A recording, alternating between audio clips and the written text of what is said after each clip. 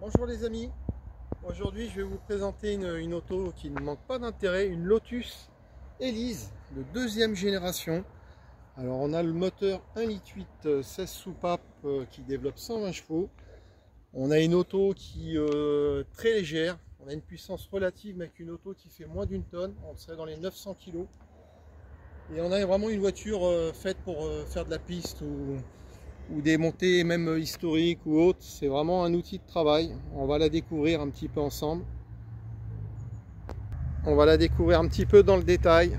Alors déjà, l'esthétique est particulièrement réussie. On a une auto vraiment avec des lignes très italiennes, hein, malgré que ce soit une anglaise. Sous tous les angles, l'auto est vraiment belle.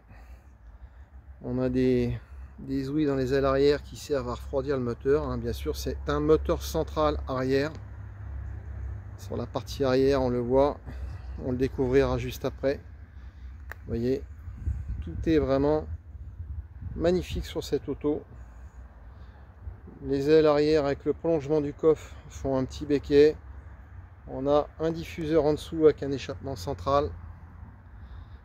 On a vraiment une auto qu'ils ont vraiment réussi en design. Et j'irai la découvrir sur route avec vous après. C'est, paraît-il, vraiment extraordinaire à conduire. On a la trappe, vous voyez, d'essence type aviation pour un remplissage plus rapide. Alors c'est sur ces modèles là un toit souple qui reprend l'esprit du Targa. Donc ça c'est bien aussi pour profiter de l'auto. Les cheveux au vent. Vous voyez les ailes. Vraiment tout est réussi, hein. Le coup de crayon est superbe et fabuleux. Alors là, on ouvre la porte. Alors, première chose, tout de suite, qu'on remarque, c'est les seuils de porte. Donc ça rigidifie l'auto, hein, bien entendu. Alors il faut pouvoir enjamber, parce que c'est quand même une auto, on peut dire ultra sportive. On a une caisse, vous voyez, un châssis qui doit être full aluminium, avec une caisse en fibre, carrosserie en fibre. On a deux baquets, vraiment très peu rembourrés. On est assis par terre, hein. Et on a l'équipement de série minimaliste. On comprend tout de suite l'utilité de l'auto, hein. C'est de se faire plaisir. On est vraiment dans une, je disais, une auto réussie et qui annonce la couleur. Et on va voir tout de suite la partie mécanique. Alors, tout est en fibre, hein.